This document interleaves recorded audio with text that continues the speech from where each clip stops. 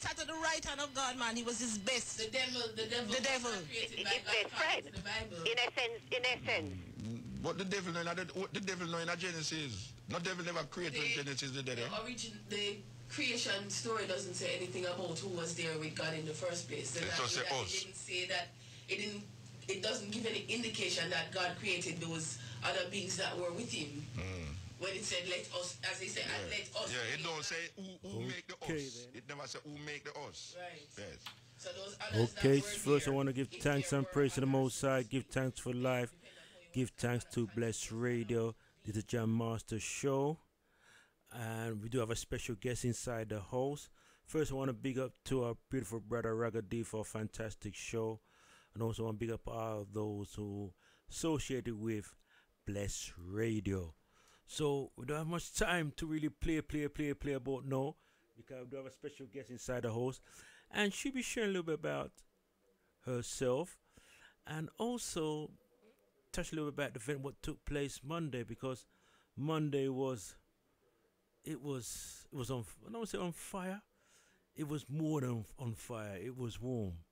It was electrifying. You know, enough people come there and full joy themselves to the max in terms of information. In fact, people got drunk with information, and that's the right word, drunk. You know, and you know when you go to a party and you get high and you be, some people might be smoking, drinking, you know, but it's a natural high, you know, with information and with love, you know, and feeling the vibration. It really was electrifying. And to let you know what we're talking about, you know, we was talking about health. We had D. Murphy, he was there speaking, and D. Murphy was on fire. You couldn't get him off the stage, in fact, you know. He just wanted to let off some steam from everybody with the information he was talking about, the truth about cancer. Also, we have Vasco Stevenson, and he's kind of vexing me because he was talking about the power of water, and you know he really wanted to go in some more powers, you know. And who else we had on there? I'm trying to think now of my head now. We had our beautiful sister Lisa, who talked about juicing. We had Charlotte, talking about her experience with cancer, and she's written a book on cancer. Also, we had Brother Olo talking about bowel cancer, about Christine talking about safeguard. And have I missed anybody else out? I'm not too sure. But people talking about their promoting themselves, their business. And, you know, it was, sorry? Who's that? How to treat yourself with cannabis oils. Oh, that's right. We had Chad. Yeah, absolutely. Thanks for correcting me. Talking about how we can heal ourselves using cannabis oil. Good thing you mentioned that. Absolutely right. And in fact, we should get him to do a phone in on us, you know, probably a little bit later on. That'd be fantastic, you know. So what we're gonna do now, we will be introducing Sara, who will be touching a little bit about the event, a little bit about herself, because she will be speaking next week, Monday. And this individual, she has a wealth of information and knowledge. Let me say it again, information and knowledge. You know, when it comes to health, from a holistic practitioner, she has this thing sewn up, you know. I know that she works tirelessly hard to help other people to overcome their health challenges, you know. And we're lucky to have her, because in fact she won't be here too long, because she has some people flying in to see us. So she this is she wanted to be here. I made a commitment, but she can't stay too long because she have to accommodate some people who's gonna come and see her, you know. So on things. So in about 2 minutes, she'll be sharing her experience with us and share some information. Like I said, she'll be at the event Monday, and she will be a regular from time to time on Bless Radio and talking about certain things about health from a holistic approach. And attain that perfection and enlightenment, because we cannot reach, based upon what the secret say, and based upon what we are now saying in terms of the enlightenment, we cannot reach that perfection if we maintain this negativity, this devil concept. We cannot reach it. For in order to move forward, we have to eliminate the devil concept, the negative concept. No, we cannot eliminate the devil concept because we have a God concept. Oh, yes, we just listened to the great man Muta Baruka talking about the devil and the God concept, you know. And as you said that, you know, to obtain a certain level of high level of consciousness, right? This is what Mutu is saying, that we need to eliminate the God and the devil, because the God and the devil is blocking our consciousness. Whoa, you know, something we need to chew on and so forth. Anyway, as I said, we do have Sara inside the house. And Sara, the first thing we did ask you, how you keeping? How you been? Hi, Brad Dougie. I'm doing fine. I'm very pleased to be here. Thank you very much for inviting me to come on over. Can you hear me okay?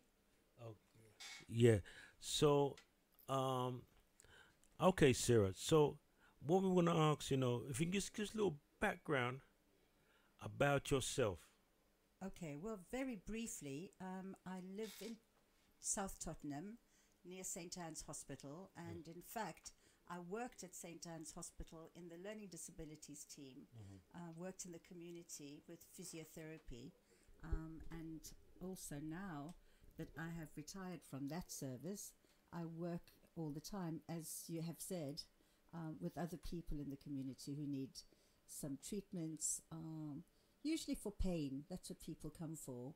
You know, there's lots of people in pain all the time, and pain is both physical and also how you feel about yourself. So you can't just work with a painful heel. You know, sometimes when your heel is painful, it's because you're not really ready to walk forward. And so I work with the whole person. And really, I'm pleased you've invited me to come and talk at your amazing presentations. I went to the one this Monday. I'm really pleased I was there as audience. I can see what love there was in the place, how many people there were interested in looking after themselves. And so I'm going to go and be there with you next Monday and answer questions, or actually ask people how it is we can look after ourselves. Okay then, because Monday with Sara will be more interactive, so people can will ask questions, the whole thing about health, how we can look after ourselves. You know, that's the main thing. You know, how we can look after ourselves. And Monday will be more interactive. I'm going to try and encourage to be more interactive, so people can ask questions and so forth. You know, but come to about health, right?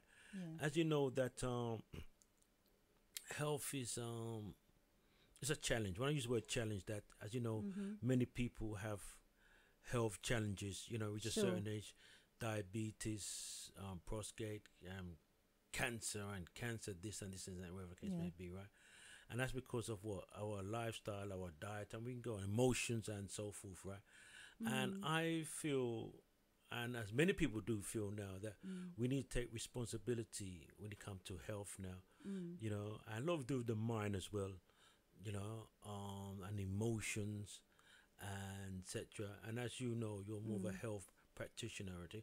But the question I'm going to ask you, right, how can we now start to, as well, look for, take health more seriously? I mean, put it more blunt, Well, I don't want to fall into the trap, which is always to say it's your own fault if you're not well, because now it feels as if people are being told, if you're overweight, we're not going to treat you. You better lose weight, otherwise we're not going to treat you. If you're not eating the right foods, it's your fault. But there has to be a balance between why are people feeling so miserable. Sometimes we have to actually make sure that family life is better, that people have got the support they need. So, you know, we have to look at it from all sides. You know, the biggest pressure on people, they say, with stress is not being sure about how your family is being taken care of. You know? So the environment is really important. Having good housing.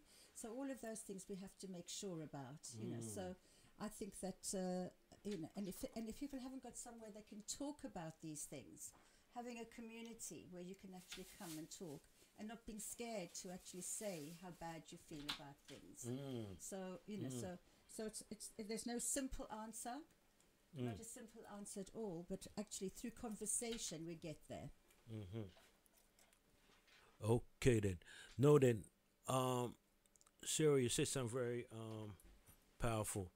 That is their environment, and obviously if we're talking about environment, we talk about what housing, unemployment, and stress and pressure, because these things breed, all that stuff there, and one of the things someone pointed out to me that we need to tackle the whole thing about housing.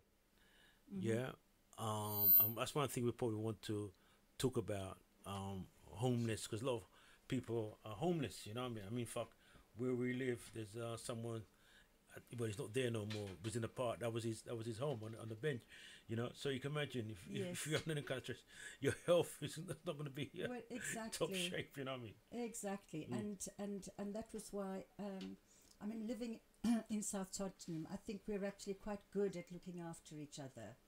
I think it's quite good because, as you mentioned, the person you're talking about is somebody I used to sit and talk with a lot. And there was an organisation, thank goodness, that started working with him, which is not to say, that there's to blame for what has happened. People can get into terrible situations. And then your health suffers.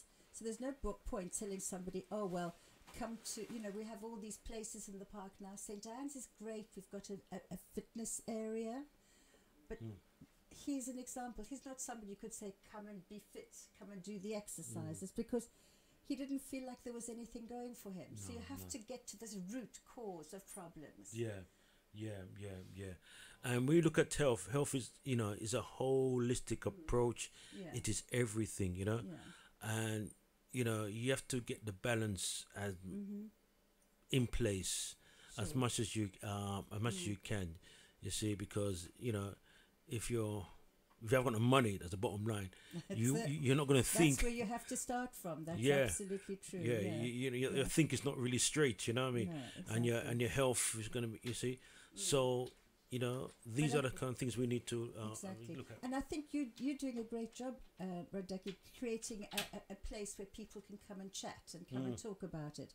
So I'm really pleased that you set up 3 weeks of opportunity.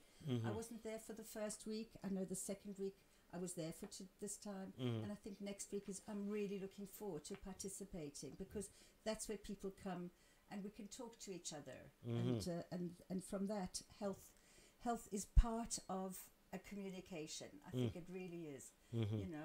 I worked for a long time with people in the learning disability services here, and we had a great team. I mean, really, if you have a team of people, you don't worry what your skills are. You just all put things in together, and it helps to work towards a good end.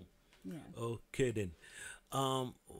So what I want to do now is focus a bit more on the event that's taking place next week, and again it's at in Dalston, on Dalston Lane, and it's just past the library, and it is 24 to 30 Dalston Lane, and it's at a place called HCVS, Hackney Community Volunteer Service, and it's a great venue. Yeah, it's a nice really venue.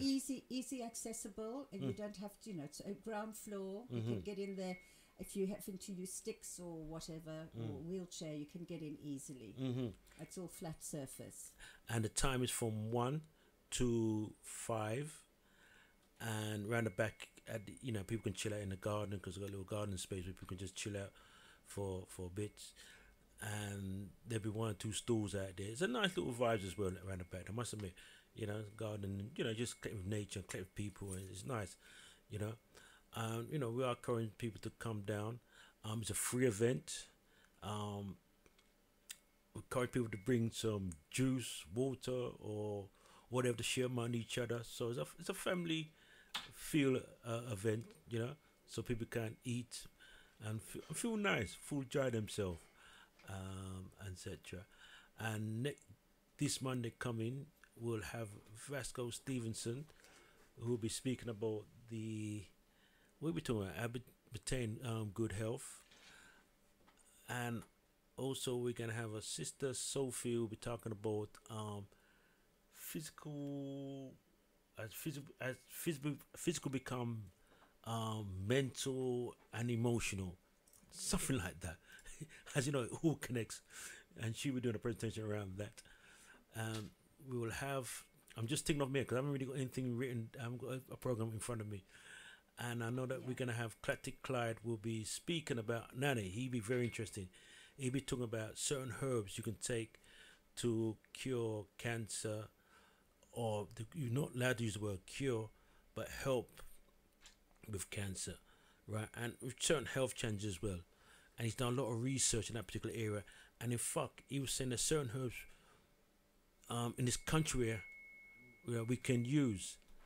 And what it is that Sara is quite interesting. What he does, I think it's once a month or once every so often, right?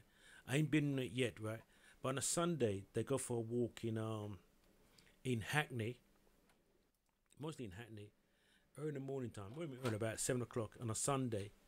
And what they do, they check out all the herbs, and they tell you which herbs you can use for example, for arthritis. Some herbs you can use for depression. This is in Hackney, That's what they do on these walks, and it's quite amazing. I heard him talking about it, and quite a few people I know going it. So, and thing. Okay then. So what we're gonna do now? We're gonna I know Sara has to make a very dashy exit, because she's got some time challenges and so forth, right? And again, it's good to have her, but she'll be with us on a regular basis talking about health and etc. So what I'm going to do now is, Sara, if you want to say your goodbyes and... Yeah? With pleasure. I just wanted to mention as well that I at the moment run a kind of like a exercise class for Qigong, which is martial arts. It's the health giving part of martial arts, and that's on a Tuesday morning near the Downhills Park Cafe in the Downhills Park, and I'm there. Well, in fact, it's Thursday this coming week, Thursday at 9 o'clock, and I'll be talking as well about the martial arts and the self-defense and helping yourself to heal when I talk on the Monday. So thank you so much for inviting me. Thank you. I say farewell for the moment. Okay, fantastic. Okay then. So that's Sara has to move off, and she'll be there this Monday coming at HCVS. I'm really excited to be here after all this whole trip. Yeah. Well, I stumbled across your work, years ago, but I was really interested in the work that you've done with urine therapy, and I know that you've done some interviews on urine therapy, and I'm curious. It's kind of a weird subject. Most people are averse to it. Have you been doing any urine therapy on this trip yourself? Yeah, I do it every day. I mean, I've been doing it every day, pretty much every day for the last 6 years. And I saw that you fasted on your own urine for some time. How long did you fast for? I did a 30-day urine fast. Oh my goodness. Which, no food or water. It was just urine. I tried looping everything that I produced, but I ended up, I was going like every 15 minutes, so I had to cut back a bit. But it was just urine. So they say that as you continue to cycle the urine through your body, you pee more often, right? You do, and it gets clearer and clearer. Okay. It does change. It's weird because your body's adjusting all the time, so it kind of changes its taste and.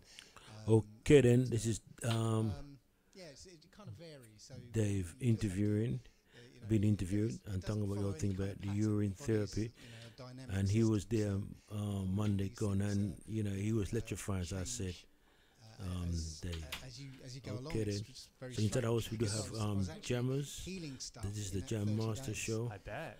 We're hitting you from all angles. Was adjusting, so the urine was adjusting along with it. What do you think you were healing? Oh, I healed my asthma. My lungs repaired themselves. Really? Yeah. I had asthma. I've had asthma since I was a child. Wow. And it was chronic. I nearly died from it once. And literally, my lungs were the lungs of a 70-year-old. After my fire department medical, they told me that, and they were going to take me off the breathing apparatus. So 4 days into the fast, I had this urge to run. I was doing a walk, and I had this urge to run. I think you talked about that in one of your videos, didn't you? Yes. A video in a park somewhere in London or something, right? Yeah. In England, yeah. So I was walking, I had this urge to run, and I ran for half a mile. And bear in mind, before that, it was like I never ran before. I'd run. I could run for about 50 yards, and I'd have to take half an hour to, to rest and, recover from it. Yeah. But I ran for half a mile, and I got to the end. I was like, I can still breathe. What's going on? How bizarre. And my lungs had come back. And how long had you been fasting on urine when you did the run? This was only 4 days into the fast. Dude, so what caused you to do that? I mean, it's one thing to do, a lot of people do intermittent fasting. Now, I do that every day. A lot of people do 1 day fast or 3 day fast, and they're doing green juice fasts. People do that. But what made you, fasting alone is something where it's like people look at you strange, right? But to do fasting on the urine, you didn't ease into this thing. It's kind of bizarre, right? Yeah. Well, I'd been doing urine therapy for a year at that point. Okay. So I was seeing the benefits. I was feeling great. I had more energy and things were starting to get better. My hair started to grow back and things. It was quite amazing. And I listened to somebody talking about the urine fast, as something to heal yourself with. Right. Now, I got the impression that this person had already done the urine fast himself, but it turns out he hadn't. And when I met him, he said, well done for doing the urine fast. I don't know anybody who's done it who wasn't dying. Yeah. So what a crazy thing. Yeah. So you did it for 30 days, and you must have did you drink other liquids? Like, what liquids did you drink? Well, at the beginning, I was drinking, because I was still in the squeamish type phase, I was drinking like a mouthful of distilled water or orange juice because when you start the fast, your urine gets very strong. Okay. And cloudy and stuff. Right. So I was just kind of rinsing my mouth with some freshly squeezed orange juice or distilled water. Okay. But that only lasted for a week or so, and then I wasn't doing anything. I wasn't drinking anything other than urine.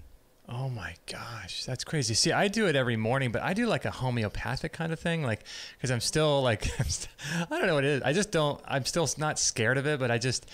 I'll do like a teaspoon of it in the morning, and I'll mix it with water, and I'll just chase it down. And, and I've been doing that for a few years, but I've never thought to do a full fast. But I imagine that if your body is healing on a fast itself, then if you're going to be on urine, I can't imagine that your body would be just the healing process would be multiplied, like incredible. As I said, 4 days into the fast, I saw, I also had nerve damage in the side of my foot. And pain up the back of my leg from an Achilles tendon operation. Okay. And this pain had been with me for 4 years.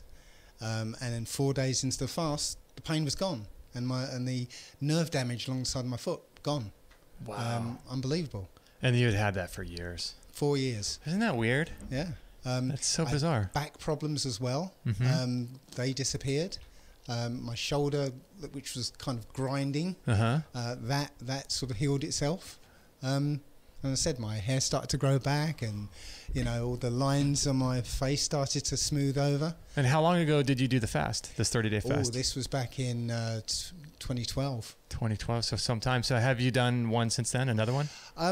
Not a urine fast, but I did a 60-day breatharian experiment. Yeah, I was going to ask you about that too, because you talked about that on your YouTube channel. If you guys want to check out Dave's YouTube channel, it's D Murphy 25. Yep, that's the one. Okay, cool. And your most recent videos are about urine therapy, and you have some talks. So you did a breatharian fast? Well, yeah, it was an experiment because I'd been reading about breatharianism, and I still am completely a complete believer that the human body doesn't need food. Yeah, yeah. So I decided to do a little experiment. It was supposed to be for a year. Did you say liquid or little?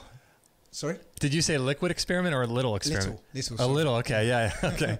All right. So, yeah, it was supposed to be for a year. Okay. So I actually planned or prepared my body for a year previous to the experiment by ramping down the amount of food I was eating and the density of the food. Okay. So I was kind of a vegetarian.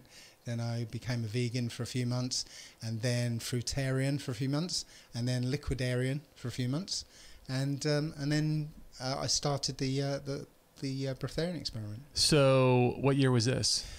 Well, this was 2014. 2014. So 2 years after your 30-day urine fast. Mm-hmm. What was the catalyst? What made you want to do this?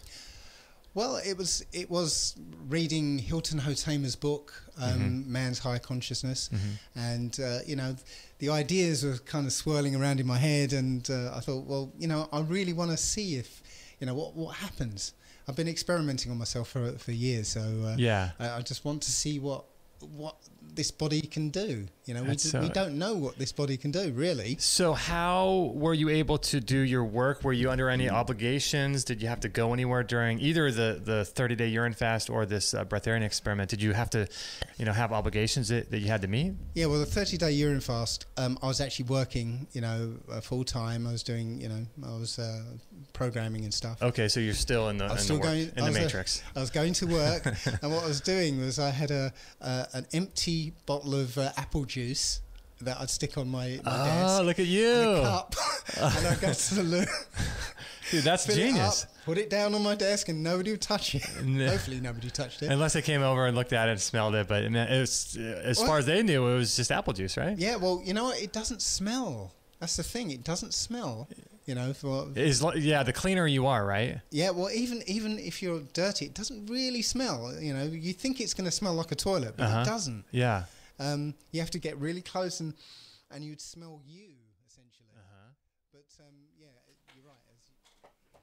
Yes, that was Dave Murphy talking about the whole thing about urine therapy, and he was there speaking Monday just gone, and we will do a whole seminar around that. Whole thing about urine therapy, because that's quite interesting. So people, you know, get a head around that, you know. So it'll be interesting. We'll do a whole thing around that. So we'll invite Dave specifically to talk about the whole thing about urine therapy. Okay. So again, we're here to the Jam Master Show, and you know, we're gonna try and squeeze as much information what's happening. I know there's a big event was taking place at the Bernie Grant Center, and right now we begin to promote that with the Speaker Club Award. See? Yeah. So it's all good. And also, very quickly, I need to mention that the Black History Month event with ACLC, Health Awareness Day. And this is on Saturday, 3rd of October. Time is from 12 to 6 at the West Indian Culture Center, 9 Clarendon Road. That's Hornsey N8. See OJP? OJP. See? Association with Find Your Voice. Celebrate Black History Month with a Health Awareness Day. Date, Saturday, 30th of October, 2018. Time, 12 noon to 6 p.m. At the West Indian Cultural Centre, 9 Clarendon Road, Hornsey, N8 OJP. Guest speakers, Pascal Stevenson, prostate cancer, Sister Marion, fibroids, Sister Elizabeth, mental health, Lisa Ferguson, young people's health. Stalls available, admission £1. For more information, call 0788240 3871 or 0208 881 588. That's 0788 240 3871 or 0208 881 588. Your health is your wealth. Celebrate Black History Month. And also, do remember next Family week. Fun Day. Family Fun Day Let's next week. get together and feel alright at White Hart Lane, Recreation Ground, N22 5SJ, on Saturday the 29th of September 2018 from 12 noon till 8 p.m. Supporting core stability, bring your food and join in the activities. Cultural market, tug of war, tic-tac, bouncy castles, advice and interactive sessions on careers, stay safe, survival skills, arts and crafts, belly dancing, language-rich environment, storytelling, media education, electronics training, PA by forward recording artists, sound system and good music by Bless Radio. Stores or to volunteer or for further information contact Active Futures and on 07 984 984 861, Brother Dougie on 07 882 403 871, Jammers on 07 931 417 553 or Matthew on 07 946 303 965. Let's get together and feel alright. Yes, Dougie, thank you for the introduction, and just like to say greetings first to the family, all the listeners, thank you for tuning in. You're in tune to Bless, also bigging up a man like Raggedy earlier. Yeah, and also firstly, before we start, I'm going to big up two great events that took place last week. The first was the Black Child Agenda. That was an excellent show and turnout, and a lot of knowledge was given around as well. And the next event was the More Knowledge Black Panther breakdown. Yeah, that's me. Yeah, with Majid Mohammed.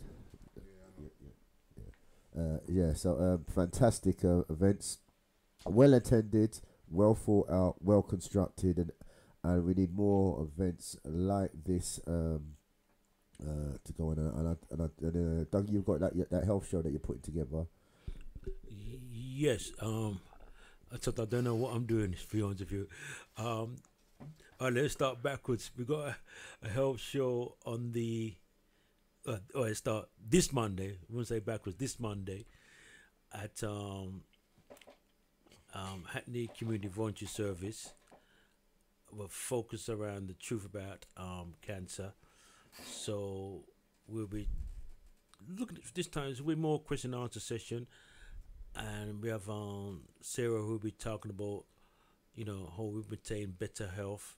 Also Vasco, we speak about health, and he'll be focusing around in your later age, in your late 50s and 60s, how you maintain your health.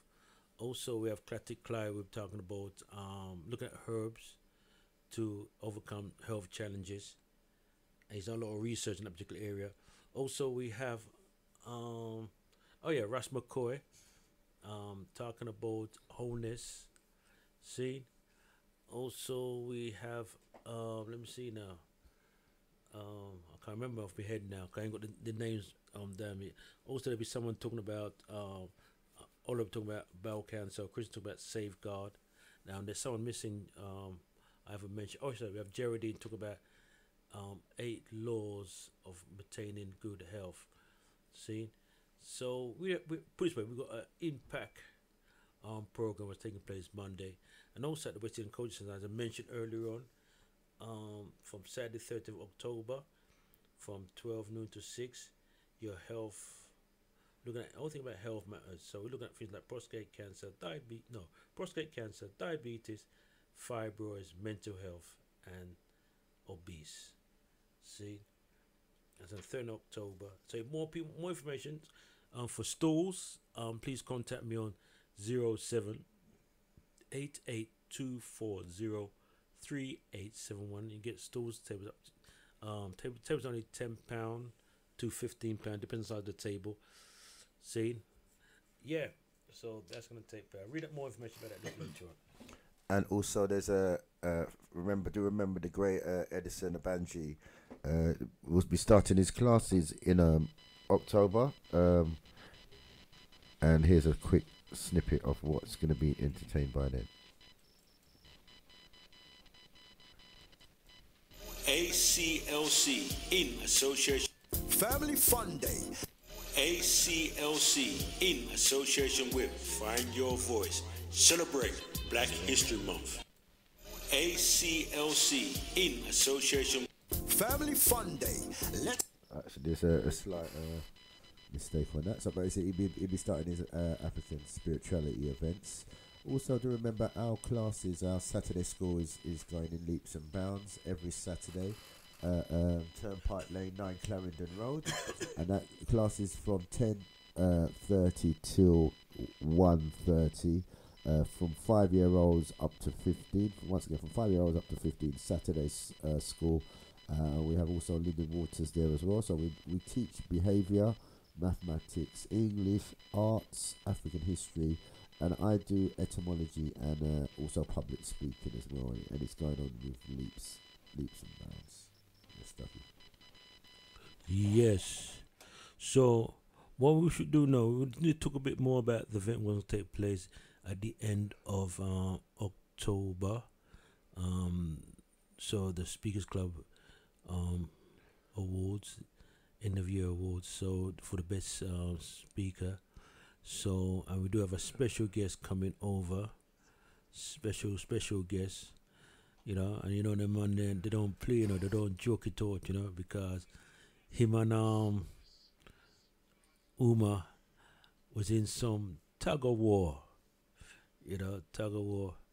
But you know I go already, it's all fun, I suppose. And, you know, Sara Seti will be coming over, you know. But James, you know, very quickly, how did you get to bring him over and all that connection work and your connection with him? Well, basically, there was I was aware at the time of the dispute between him and Uma Johnson, and I mentioned it to yourself and Brother Minty, and we talked about it on a Minty show on Conscious, and funny enough, he was being brought over by People's Versus, and People's Versus heard our radio show, and I think they contacted Minty and invited us to do an interview, or invited Minty to do an interview with Seti. So when Seti came down there, before we went in the studio, he at the time he was tearing apart the Medinecha, which is opposite to what my look on the Medinecha was. So he was coming at the time when he's coming over. It was the lecture was related to against the Medinecha. So before we went in the studio, I kind of said, Seti, I'm kind of look at things in opposition to what you do, you know. So I said, do you mind me questioning you on that? He said, no, he's fine with it, you know. And then I was kind of disheartened at the time that my man was. It was about a 2-hour lecture where he was kind of tearing apart the Medinecha. So what is it about the Medinecha he's tearing apart? Well, he was basically saying that you can't really understand the Medinecha unless you've actually lived at the time. Okay. And only like the priests, you know, who was a secret society where only the priests really knew, and anybody else who's trying to decipher it now is not really actually getting into the what it really means, you know. So when I spoke to him, I said, I said, you know, I feel like I should be giving up, and he goes, no man, keep doing what you're doing. So yeah, but during the course of the interview, it's kind of like we kind of connected in a certain way down there, and then because I've always followed Seti. I like the way that he's confident. He goes out and debate. He started mainly the debating thing. He started debating other schools of thought in America, and I liked his approach that he went out there and you got knowledge from the debates, you know. And he started off the debating circuit, you know. So from that, I just when I spoke to CC from People's Versus, because I didn't want to go behind her back or whatever, I wanted her blessing to contact him, you know, to see if I could bring him over, and I didn't hear nothing for a while, and then he contacted me. He said he'd love to come in, and we made the connection, and that's it. The rest is history now, you know. The rest is history. Fantastic. And so the thing's set, you know. So he'll be here, and let people know exactly what's going to take place on that day there. Well, first I want to congratulate Seti on behalf of Bless and the Speakers Club. He's going to be having a baby in March. Okay. Yeah, he just announced it, so congratulations to Seti, you know, from all of us here, London or whatever, Speakers Club. So he's gonna be over here for it. So that's all due respect to Seti, man. He's got another side to him. People just see this loud, abrasive, controversial side to him, but when you sort of meet him up close and personal, away from all the bravado antics in front of the screen, you know, he's a cool guy. You know, he's a cool guy. When you look at a lot of the conscious people, them, you know, you look if there was any trouble on road, which one would you call to? Who do you think will even be able to do it, defend themselves, you know? And a lot of them, for all their talk, you would say, nah, not really, you know?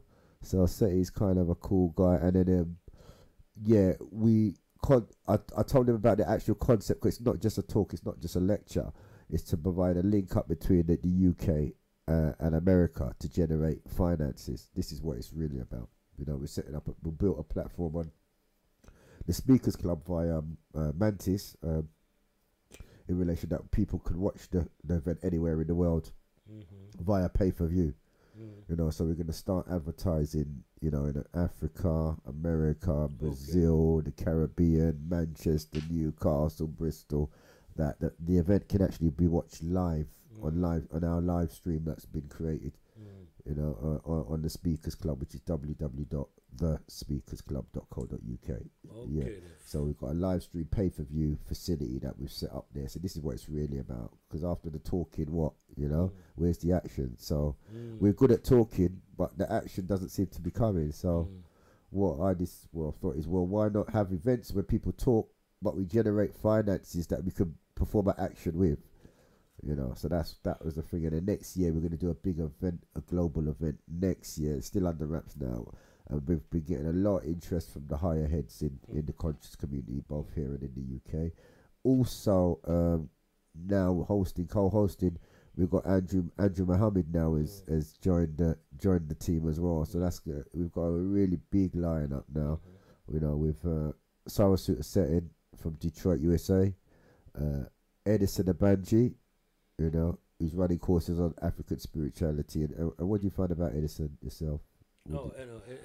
Edison's a giant among us, man.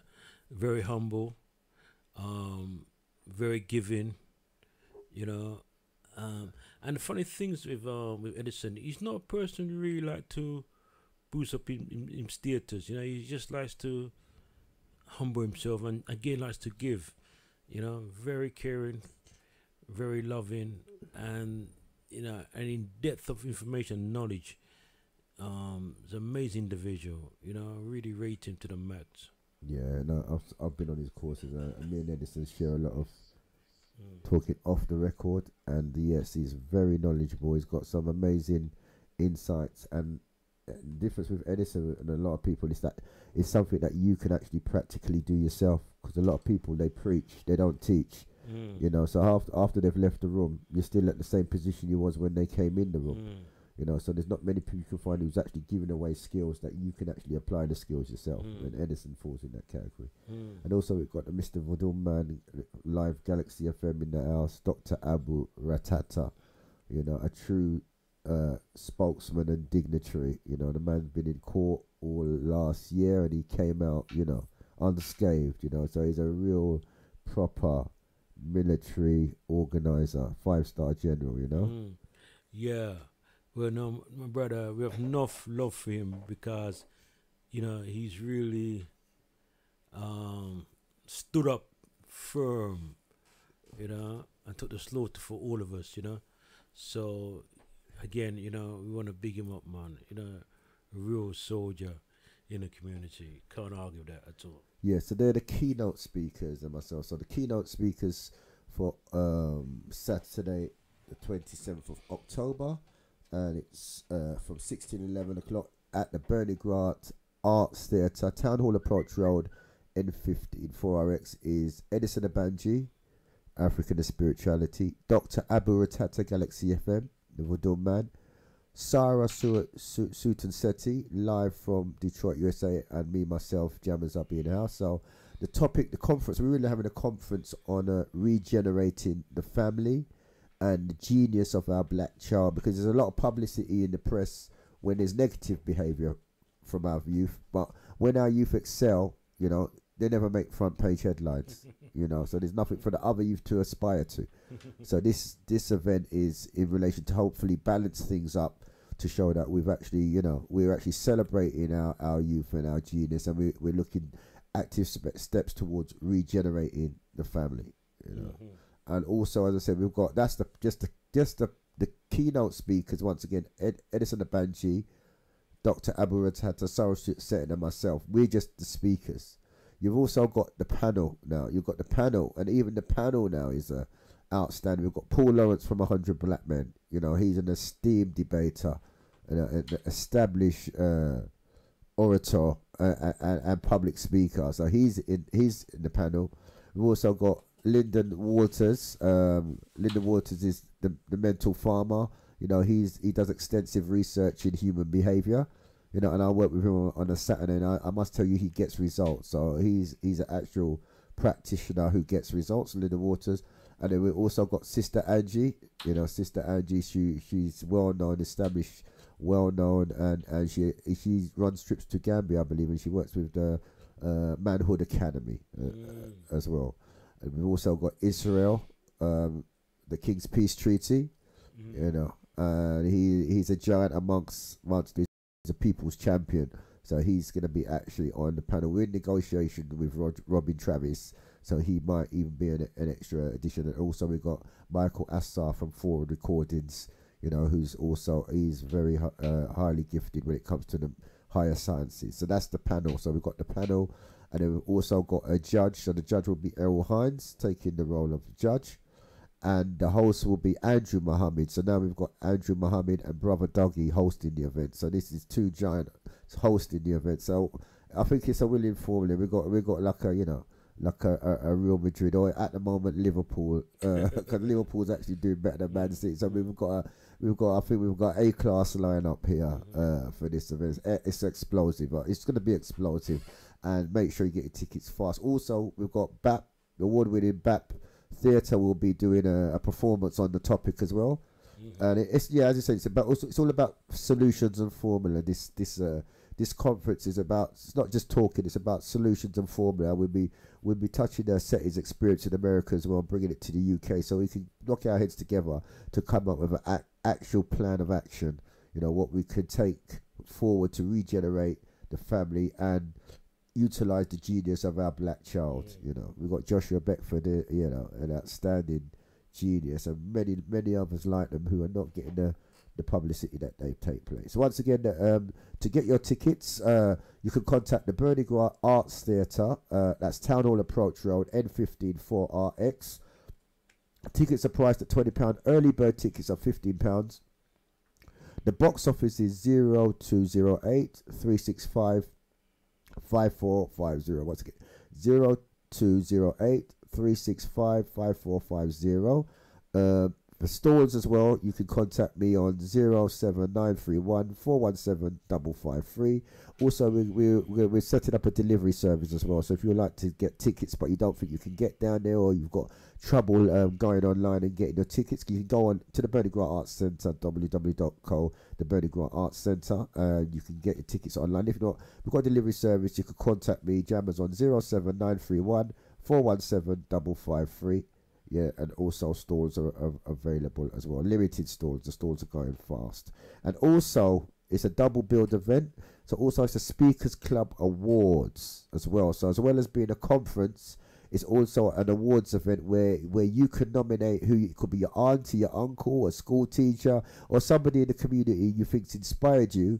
You know, you could text us with your nomination. Text me or Brother Dougie on your nomination. My number is 07931 417 553. So text your nomination who you think deserves an award. Dougie, can you give out your number? 07882403871. I repeat, 07882403871. So that's my number. If people want to text me, feel free to do that. See, yeah. And you can also email nominations to thespeakersclub@aol.co.uk. Once again, you can also email nominations to thespeakersclub@aol.co.uk. And another event that's taking place is basically Forward Recordings providing the entertainment on the night. And if you're interested in performing on the night, they're actually holding auditions for this event. So if you'd like to perform for the event, you can also contact Forward Recordings and go down to one of the auditions. And you never know, if you're lucky, you could actually be performing at the event. The number to call Forward Recordings is 07375 449 318. Once again, Forward Recordings is 07-375 449 318. Or you can contact www.forwardrecordingslimited.com.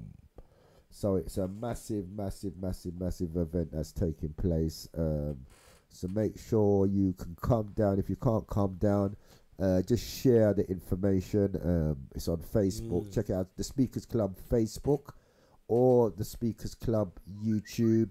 You know, so just share it. It's basically, we can make a change. We're at the best position of any people to make an active change. We have the actual social links now. All we need to do is form financial links and find a common purpose, a common goal where we could utilize our financial wealth. I mean, there's over 96 million people just in Nigeria.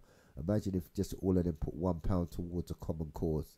So imagine what we could do if we just put £1 together to one common cause. I mean, they had a Million Man March. If everybody just bought a £1 each and put it into a box, they would have also had an organisation that had £1 million to work with. You know, so this is the time. And as you can see, I saw a recent WhatsApp about China is actually taking over Africa because it's putting all of the African parts of Africa in debt because they're giving out loans that they can't pay back, and when they can't pay back, they're actually taking over parts of Africa now. So basically, there's not jobs around as there used to be because everything technology is replacing the jobs that we used to have. So now is the time out of all times where we need to put our funds together, you know, and have our own mechanisms, our own bodies of that we can fund ourselves, because we're funding every other industry on the planet. We fund the trainers, we fund the cosmetics, we fund the hair products,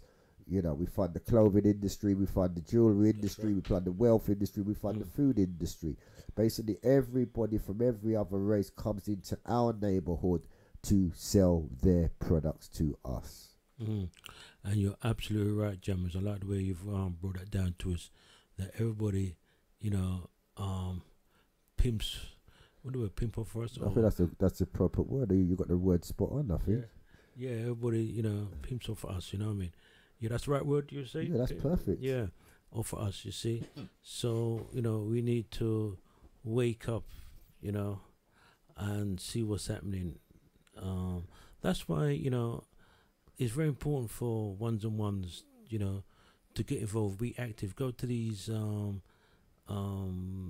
meetings, seminars, you know, this empowerment meeting, or, you know, where people are talking about raising your vibration, your consciousness, your awareness and information, and get involved. You probably don't want to get involved for whatever reason, you know, but at least get the information and share it with other people. Let people know what's happening in the community, you know, because that's the only way we can move forward, less many of us get actively involved. You know, and it depends on what level. You know, not saying we must get full blast committed, you know, because it can be time draining and so forth. But at least let people know, or contribute to these organisations, even £1 or whatever, you know. See, because as Jammer said earlier on, that, you know, if we commit £1, say 1 million people commit £1, right? At least there's money in the kitty to do things, you know. To say, well, what do we want to do now? You know, buy a school or a hospital or whatever the case may be. But everybody benefit from, buy a building or whatever. So everybody benefit from it. You know. So yeah, and also if the number to call if you'd like to join in the conversation is 079 444 31366. Once again, 079 444 31366. And that's right. I know that there is an argument that we're not used to having money, so every time we get a large sum of money, it seems to be squandered, you know. But at least give us this chance to squander the money. That's good, better than doing nothing at all. You can say, yeah, we had £1 million organisation and it flopped, because there's going to be somebody who's going to come along and we're going to be able to, you know, sooner or later utilise it. Yeah, you know. So, and James is right, you know what I mean? At least let's all right, first, let's squander the money then, you know what I mean? You know, at least we got it to squander, you know what I mean? And just buy things, but that shows the power of coming together and doing things. See, so, you know, this is we're in serious times right now, And as Jam was saying, I don't know if Jam was saying this, but what's happening in China right now, that a lot of these Chinese are coming into Africa and taking control of Africa now, you know, and they're blatantly doing it, you know. And in the day, the reason why they do it because what? A, you know, they're organized, and obviously B, they got economics clout. You see what I'm saying? And they blatantly say, listen, I'm not just a boy. I could do what I want to do. Now, see, so you know, we need to be waking up to what's happening around the world right now. Yeah, because as we're just going on about the Chinese situation, China is actually poised to take over Zambia's power company after they defaulted on a loan repayment. You know, Sri Lanka has handed over a port to China to pay off debt. China is feeding off Africa. It's lent out £20 trillion. The total money of China has lent to Africa in infrastructure, manpower, and technological support is 20 trillion. Let me just word it. Yeah, it's 20 trillion. So China has invested 20. Forget about the Black Panther movie. This is the reality. If you looked at the credits of the Black Panther movie, it ran on for about 5 minutes. A global set of organizations had come together to put this movie on, based in Africa. Basically, there's an agreement that this is the landmass with the most natural resources. So the most profit can be made from the land with the most natural resources. And China alone, let me just get this back now, has invested £20 trillion has lent Africa £20 trillion in infrastructure, manpower, and technological support. This means that now Africa owes £122 billion worth of interest. So Africa now is £122 billion in debt to China. Serious. You know, serious. So this is what is really going on. China is actually colonizing countries, not through physical like what happened in the past through slavery days, but they're colonizing countries by lending them money that they can never repay. You see, this is the new warfare that's going on. It's an economic warfare. An economic warfare is taking place, you know, and we're not participating in this economic warfare where people are putting their wealth together and investing it or utilizing it to buy land, machinery, or schools or education. But we have no common fund that we are using. Absolutely, no common fund. And it's the same thing they do all the time, you know, give you some crumbs, right? And then become dependent on them, and then this is what they do to us, put us into debt, you know? And it's really a crime what these people are doing. You know, and the thing is, you see, we got to start to getting wise to the words that they're using, because the master trickster is telling you what they are actually doing, but you're not hearing it. You're not actually hearing it.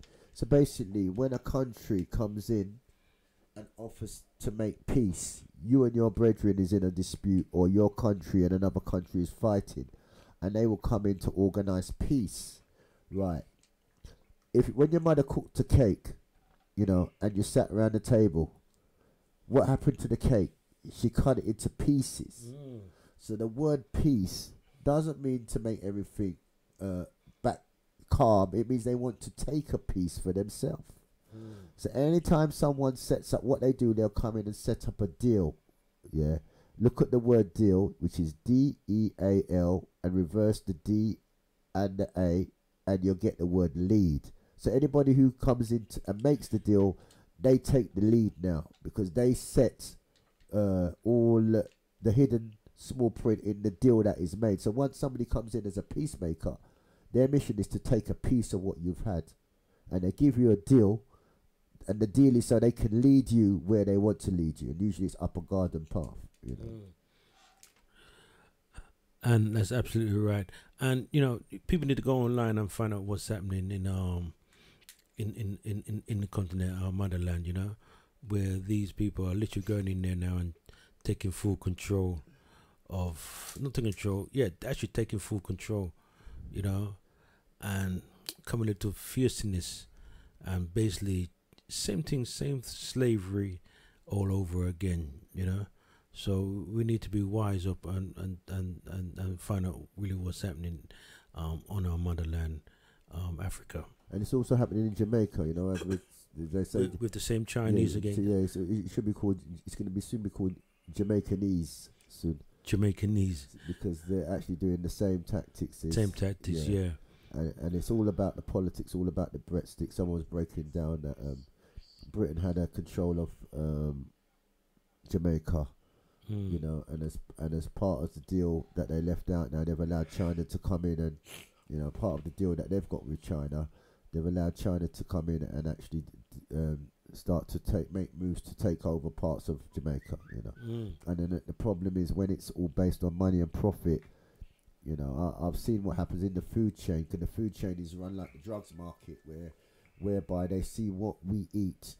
You know, that we're not supplying our own food. You know. And they'll see they're the ones who's supplying us the food. So what happens is that they're supplying the food to us. They're supplying the food that we eat to us. So all the African and Caribbean food, they're supplying it to us. And because it's based on profit, they're finding out the cheapest way they can do it. The cheapest way could be watering it down, tampering with the actual ingredients. There's even been cases of plastic rice. You know, these people will do everything they can to maximize profit. You know, and then we have no control over what we are eating because we're not in controlling the food line. We are not controlling our educational line. You know, we're not controlling the quality that we're getting. We're not controlling what's in the hair products that are giving us, because we're not taking the lead. We have not an organisation or community where we could come together and wield some financial power. Absolutely right. And that's why, you know, we need to be always talking about how we can organize, you know, ourselves, you know, from this mental slavery what we're in. The only way we can solve our problems is through organization. We have to be organized. Yeah, and as you said, mental slavery. Then the other thing is the actual language system. Is the way that you're even thinking is of what somebody else has told you to think about. Sorry, Jammers. Please, and then so the call, but feel free to phone back, please, on the live link number. Give the live link number again, Jammers. The live link number is 079 444 31366. Once again, 079 444 31366. Sorry, just feel I didn't see the call. Yes, feel free to call back again. We just missed. We're so engrossed with the conversation that we did not see the call. But feel free to text, or you can even text as well. Once again, the number is 079 444 313. Okay, we've got someone on the live call here. Caller, can you hear us? It's the green one, Jammers. The green. Caller, can you hear us? No, this one. Is it plugged in? Cool. Yes, we can hear you, caller. Can you? No, it's the green. Plug this and put the yellow one in. Yeah. Hello, caller. Caller, can you hear us? Hello. Yes, we can hear you. Yeah. Yeah, keep talking. Keep talking, caller. We can hear you loud and clear. Yeah. Greetings to all Bless FM listeners. Greetings. Bless Radio. Yes, sir. Just listening to the conversation, yeah. And I'm gonna take you back a couple of paragraphs where you were talking about how we should be working financially, and you mentioned we should be doing, you know, something like £1 a week.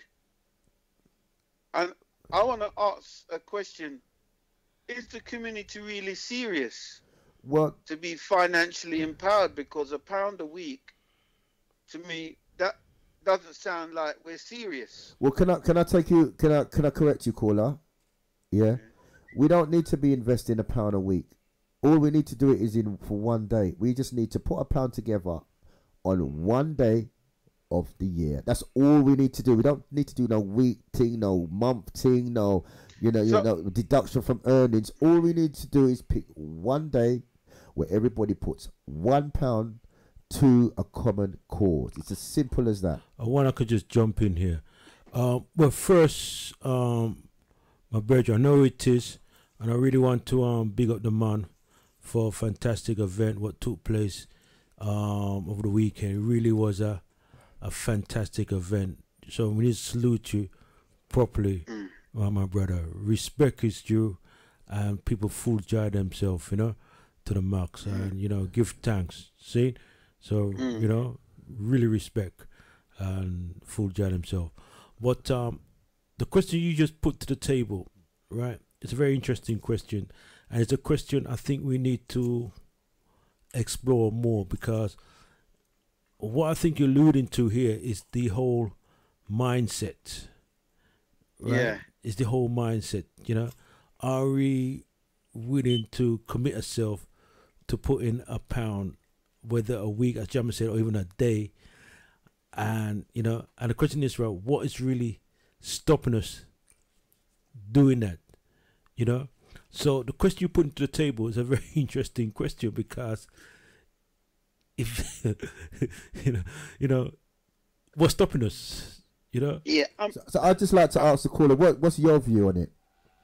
Well, I personally think with the amount of people we have in our community, the amount of people, international, and looking at the Marcus Garvey movement and how much he had in his membership, I'm quite disillusioned that there is not that same amount of membership, but there seems to be a lot of conscious people, or so-called conscious people, but yet financially, economically, even with the building, we're not there.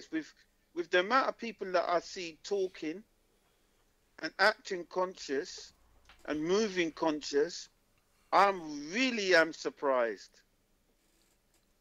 Because we're living in an age now, right, where technology has moved us more forward than the days of Marcus Garvey.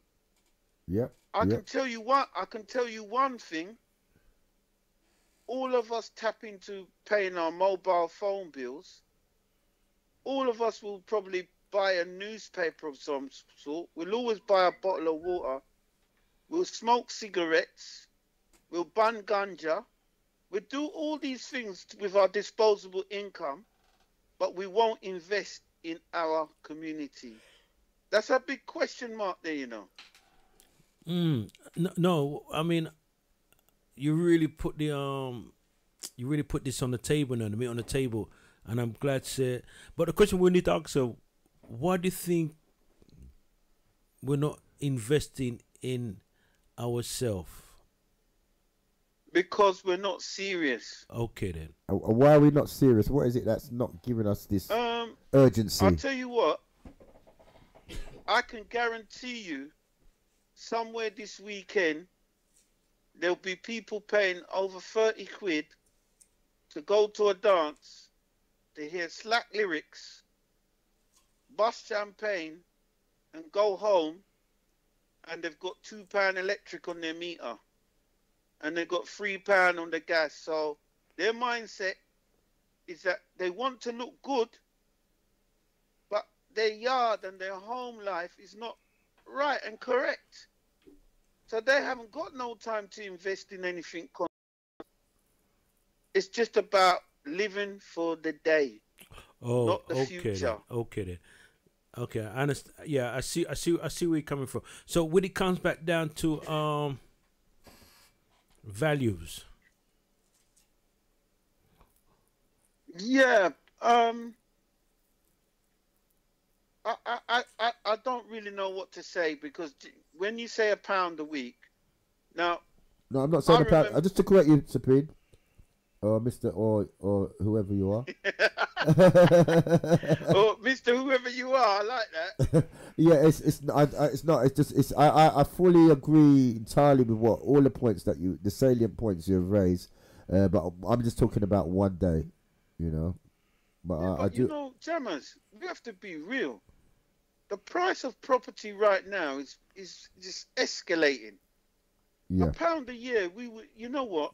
No, it's not a pound. You're still not getting it. It's not £1 a year. It's just one day in the calendar where we could stimulate global investment. Remember, there's over 90 million people in Nigeria. Yeah. Just Nigeria alone could change the whole financial environment of us.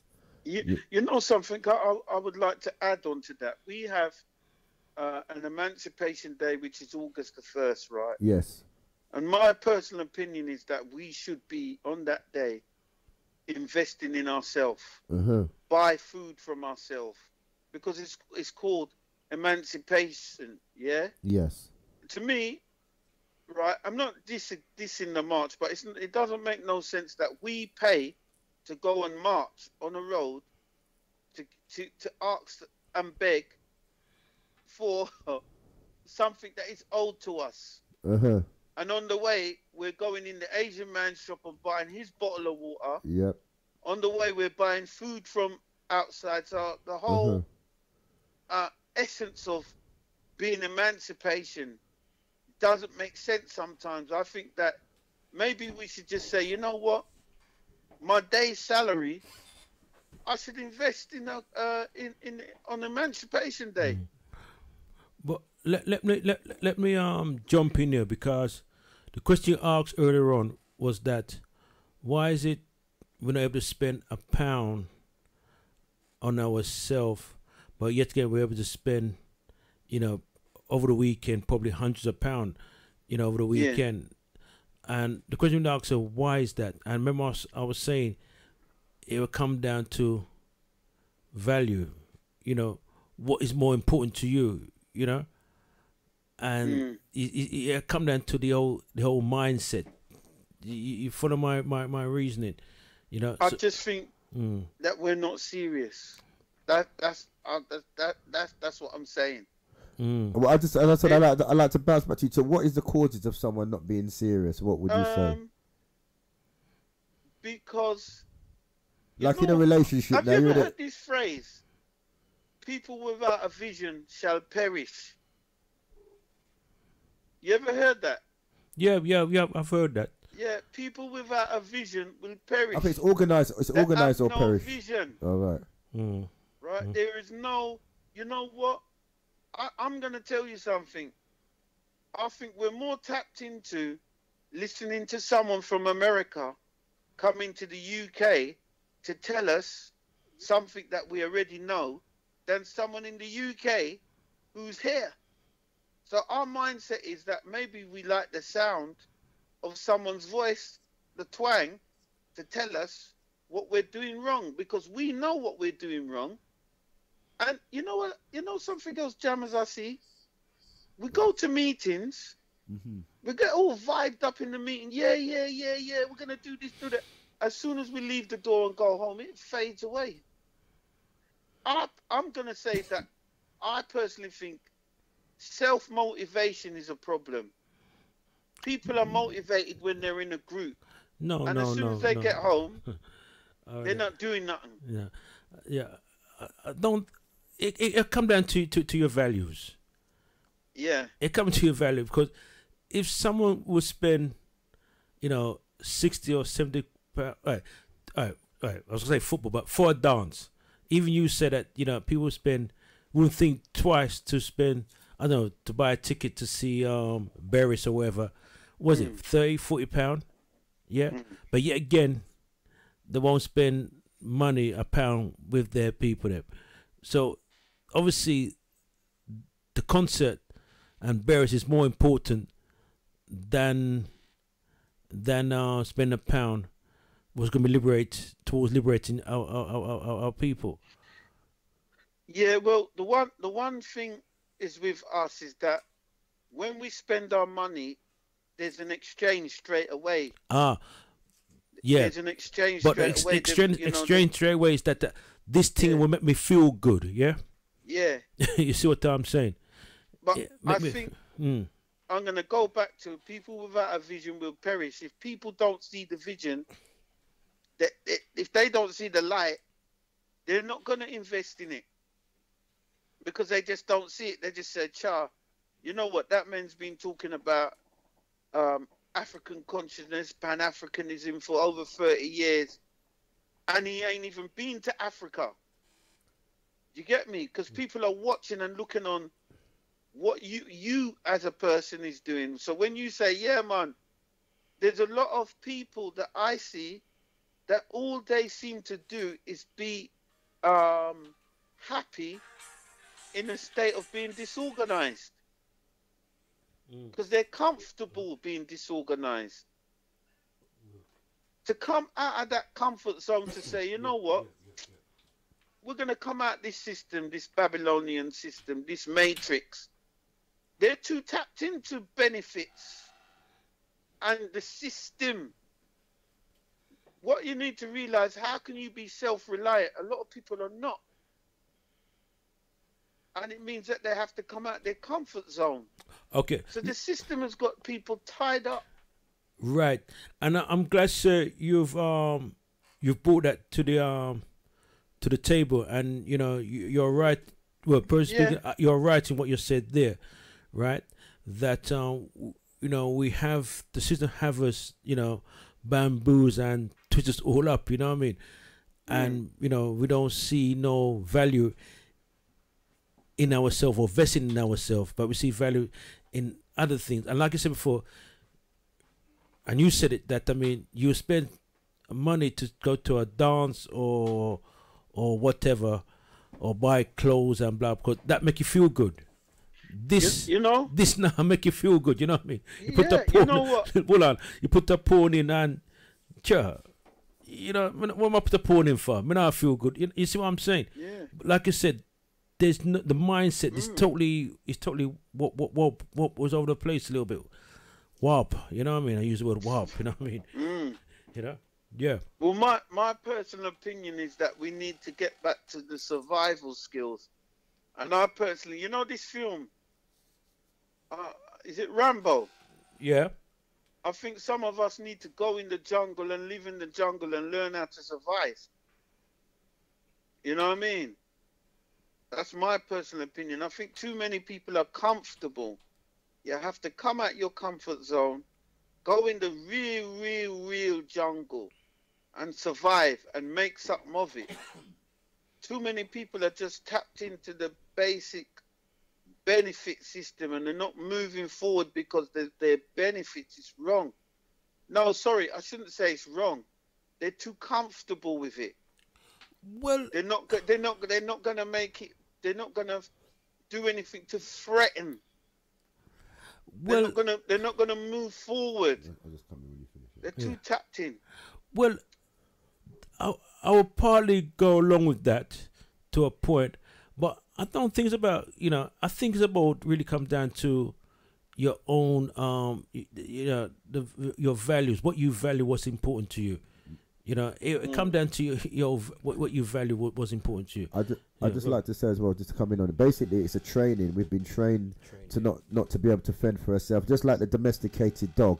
You know, we've gone through a procedure where we've been trained to work for somebody else, you know, and take whatever they give us and survive on that. We've not been trained to stand on our own 2 feet, because definitely a person who's in control will not want to teach the people who he's captured the skills to take over the power that he's got in place. So the education system, let me just finish first. The education system doesn't teach you grammar, which is the basic art of being able to speak as an adult. It teaches you the language of a child, the minority language, where is to perform orders. Basically, the language that we're learning is to perform orders. A dictionary teaches you how to perform the orders or instructions. So firstly, they give you an education level of a servant. Secondly, they give you a financial knowledge of profit and loss. They don't give you the financial training that you have to survive. If you look at your corner shop, the local corner shops, they have no education standard that we have, but they know the essential environment is food and shelter, and their financial nuance is not about money. It's about providing what the family essential items that the family need. Where another thing that affecting us is post-traumatic slavery, where basically we are still traumatized by our condition, and we're spending money to take away the pain, you know, the junk food, the fast cars, the jewelry, to sort of take away the situation that we're in. We've got a lot of absent fathers, children from broken homes, and because we've got all of this surrounding us, and then you've got the media influence on the TV.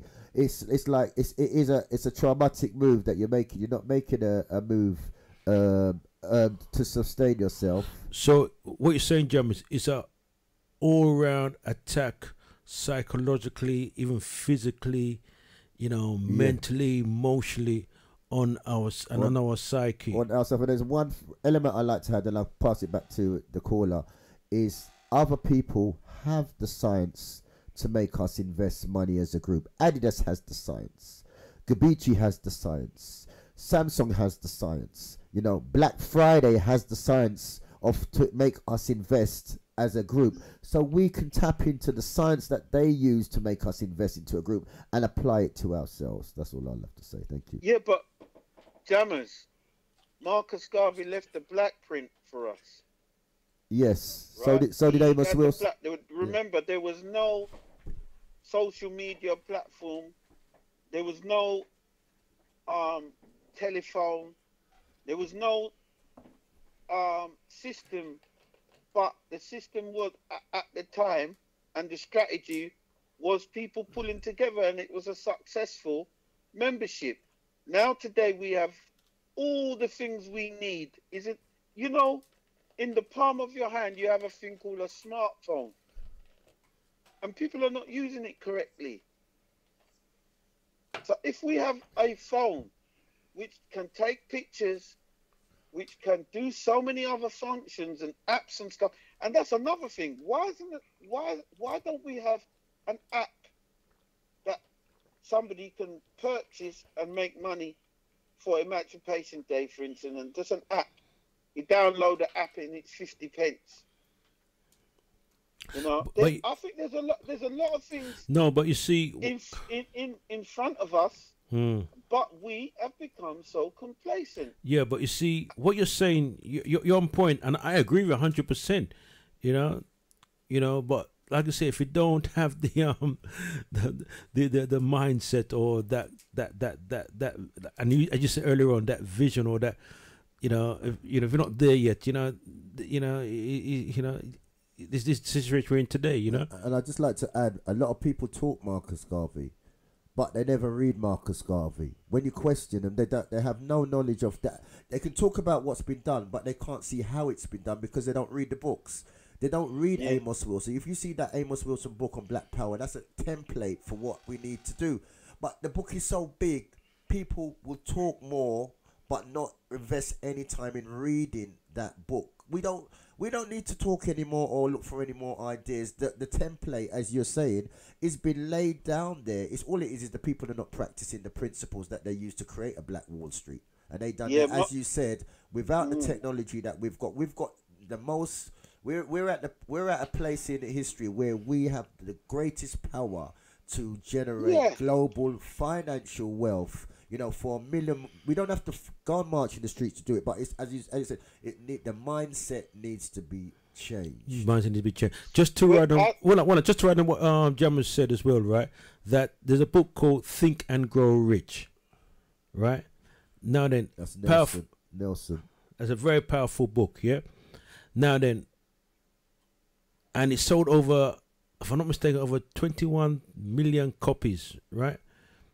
Now the question to ask yourself, right, is there 21 million millionaires, right? No. You see what I'm saying?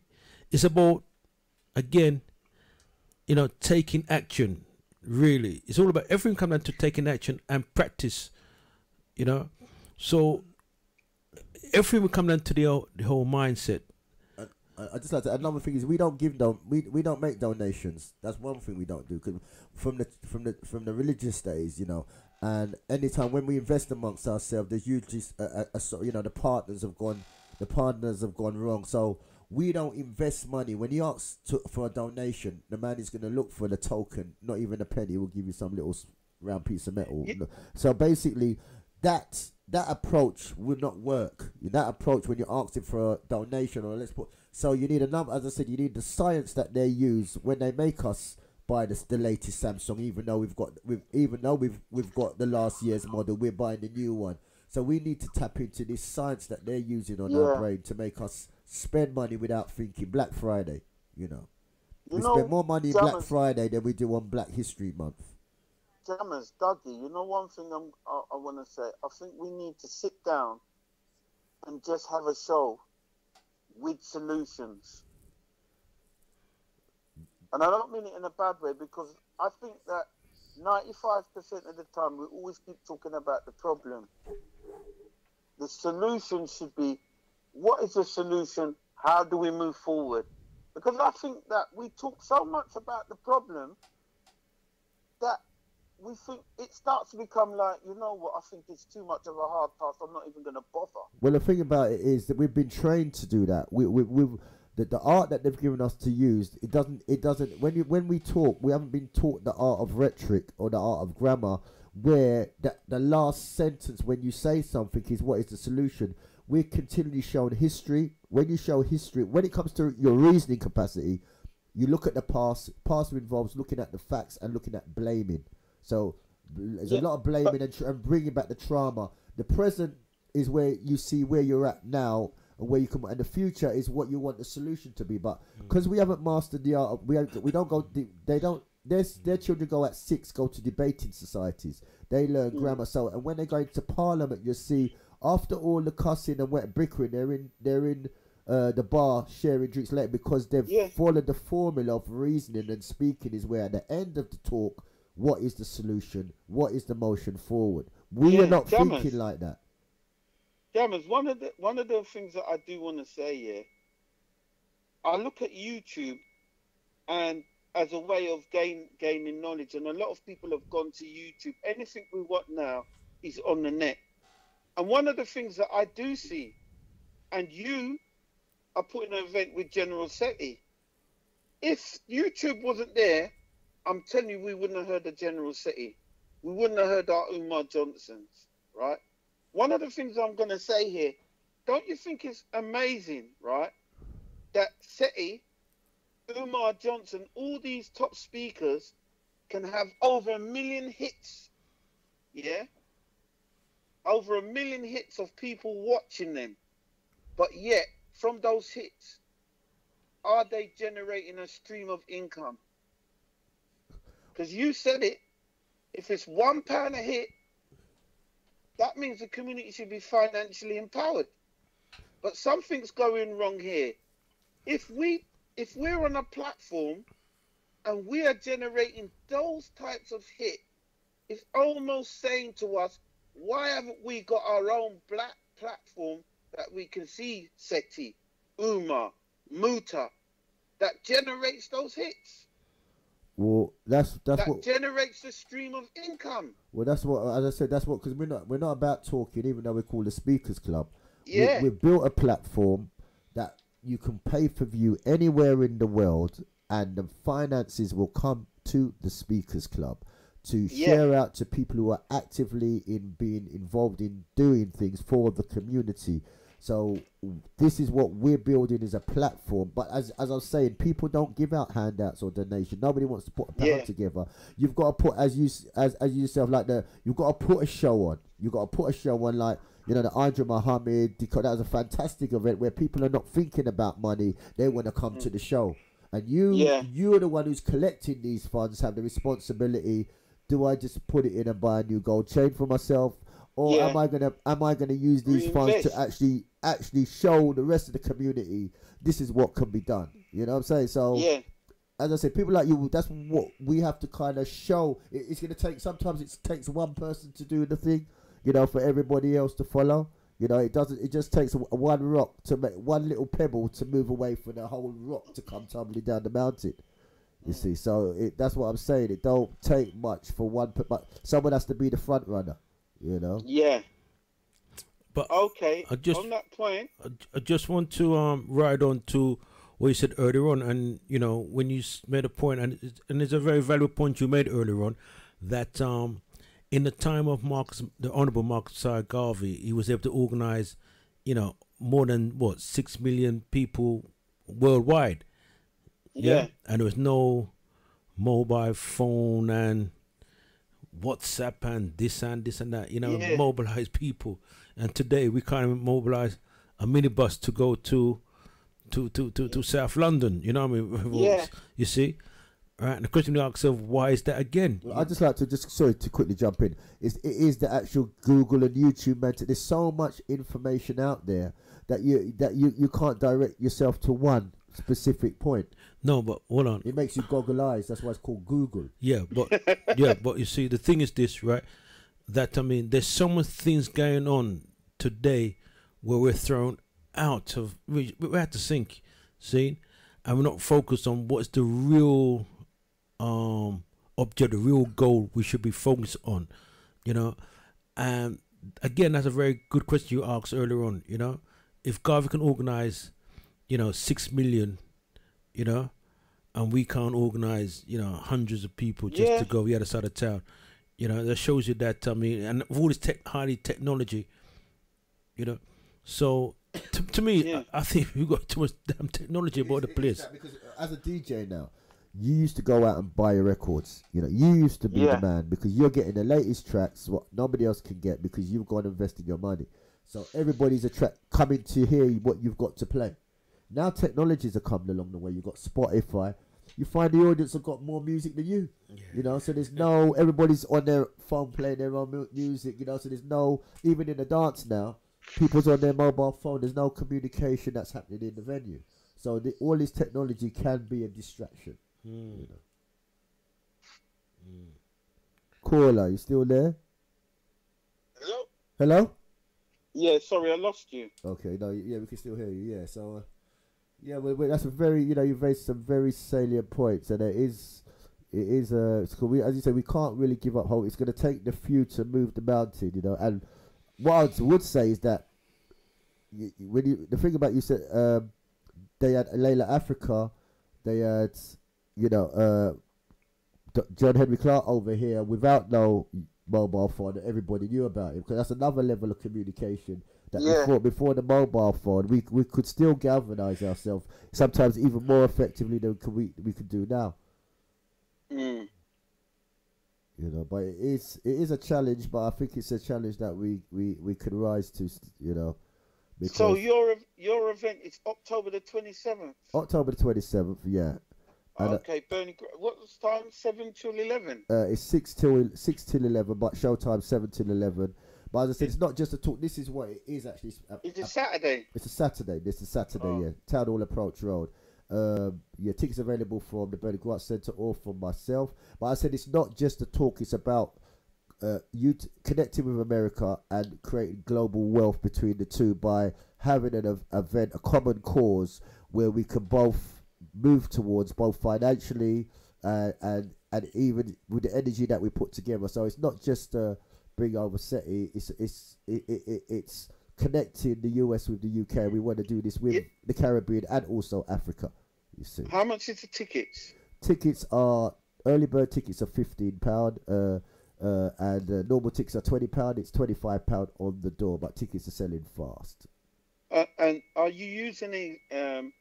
Because when I done my event, I did get. Have you heard about Just Tickets? Yes, Just Tickets, yes. Yeah, because you mentioned Paul Lawrence. Is it Paul Lawrence? Paul Lawrence, yes. He's going to be on the panel. That's his business. Right. I didn't know that. Oh wow. That he does ticket. What do you call it? Just like Eventbrite. He does his own. Okay, that's great. That's fantastic. So I looked at that as afterwards. I thought to myself, if I only knew. Yeah. But this is one of the problems that in the community that we have, that somebody has that service, but we don't know about it. Mm-hmm. But yet, when I used Eventbrite, yeah, it was only till I used Eventbrite and I came up on the system that people started saying, "Oh, they've got a ticket system," and I was like, "Oh, I never heard of it." Mm-hmm. So now I've heard of it, I will use it. Yeah. And probably that's one of the key things that we need to do is use the services that people are providing, that the money goes around in the circle. Yep. Because I can see at one point that, you know, a lot of these services that we use, there'll come a time when they will be sponsoring your show, my show, or something in the community because they've had the profit. They've got their profit margin, and they know that they have to be known in the community, and that's their social responsibility. Because a lot of these business do have what I was talking about yesterday, a social responsibility platform, right? But we don't know what it is.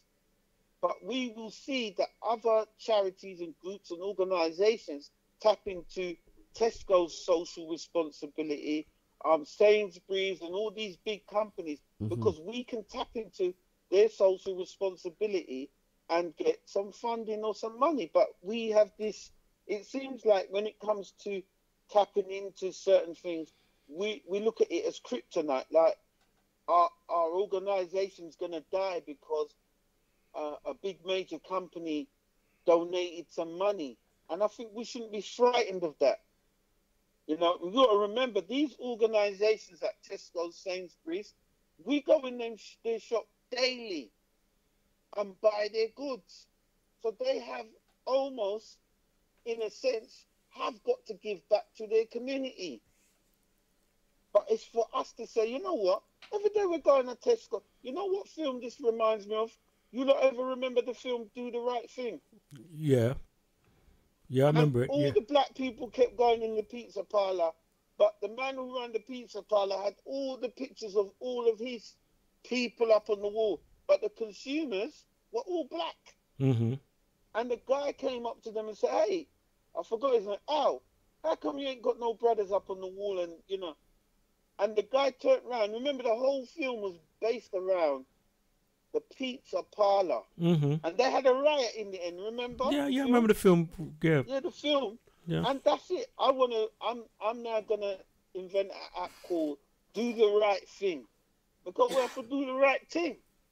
Because at the end of the day, I can tell you, when I put the phone down, when you finish the show, people are gonna still go to these places that don't respect us, right? And there's a certain, I could say, there are certain, and our women, and I hate going on and on and about, but a lot of these hair shops are number one. They don't really like us, but we're going in there and we're purchasing our stuff. It's about time you say, you know what, Mr. X, Mr. Y, you know what?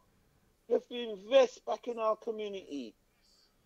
Otherwise, nobody don't come in this shop. Yeah, but you see, this just shows you how vulnerable we are as a community. Unless we're organized to a point, you know, these people are always going to take advantage of us. Because at the moment we're just talking. See, we're just talking, and what you're saying, you're making some very valuable points here. You know. But I'm saying, you see, the problem is, you see, all the funding and not going to certain shops. We're still in it's a lifestyle thing. You see, their lifestyle is, I need to provide for my family. You know, I'm buying a corner shop, and every money I'm getting is going towards my. It's in their psycho. That's how they move. They move to get money to survive for their family. We're consumers. See, we're consumers. We're not moving together to say. We're not develop to say, well, let's open a hair shop and we sell to our people. We're not saying let's have our food shop and have a chain of food, or even a simple thing like clothes. I mean, there was a couple of people that done the clothing for themselves, but we prefer to wear Gucci rather than develop our own brand. So what you're saying, Jam, very quickly, that is part of our psyche, it's part of our mindset. It's the training that we've been trained. We've been trained a certain way of consumer. Look at the rap stars who make millions. Look at the footballers who make millions. You know, they've got the money to buy a school, buy a hospital. Right. I mean, one person's done it. LeBron, he's actually bought a school with, you know, for the money that he gets from the basketball, he's actually bought a state-of-the-art school, and that's so inspiring for the people around him. No, the reason why I've got to ask that, because people are listening right now, we have to be quite clear what we really say. But sorry, Supreme. The brother come in. Dougie, I want to say something, right? and this is very, very interesting. We keep focusing on the corner shop. You keep saying the corner shop as well. We're at a stage now where we don't have to leave our house. We can phone up and get our stuff delivered. If you want a book, you go at Amazon. If you want any form of product now, people go on the internet. They don't have to go to a shop. Now, why is it we can't have a black version of Amazon? Why is it we can't get our black provision and food from an app delivered to our yard? Because you see the supply chain, you know, if you haven't got No, the it supply ain't chain, about no supply. even if you No. got your app, whatever, where is the food coming from? Even if you've got the app to get the latest hair products, where is the hair products coming from? Where is the clothes coming from? If you haven't got the supply, you're still losing in the game. All it is, you're losing more easily because you can't even see who you're getting the stuff from now. You know, they've locked down the Afro-Caribbean market, food market. Everybody needs food has been locked down by someone other than Afro-Caribbean people. The hair products that we all use, the market has been locked down by people who don't use those hair products. You see, it's a warfare out there when it comes to products. You see, and unless we try to break that supply chain. Are you actually saying that if there was a black app that provided black provisions, you wouldn't buy from it? I'm not saying that, but I'm saying No, the black app is where you're getting the supply from. You know, who's supplying the food? Because you could have Jamaican jerk chicken, rice, you know, but who's supplying the rice? You know, so even when you're using the app, you think you're buying something from us. The rice is still being made by somebody other than us. Jammers, it's for us to have the integrity of what we're doing and people to tap into what is your emotional and your social responsibility. It's for us to say who we are, for us, by us. But the problem is when you've got to traumatize people, integrity is the last thing they're thinking of. The first thing they're thinking of is the emotion and to get rid of the trauma. You know, intelligence and thinking about somebody else doesn't come into somebody who's been sexually abused, someone's coming from a broken relationship, someone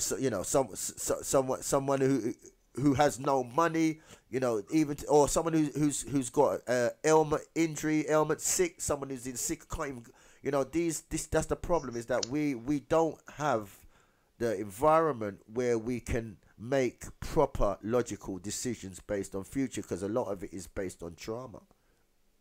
Well, I'd like to challenge you, but not today. Okay, no problem. We'll set up. I haven't eaten. We'll set. Oh, so what are you going to be eating now? What am I going to be eating? I don't know. You see, we haven't got much choices. You see, because even the Caribbean shop, the food, where are they getting their food from? You see, that's the problem that we got. Jammers, come on. You at some point, right? In anything we do, we have to trade with these people. When you go in the Caribbean restaurant, are you gonna say, "Excuse me, where did you get?" Oh, well, I don't want it no more.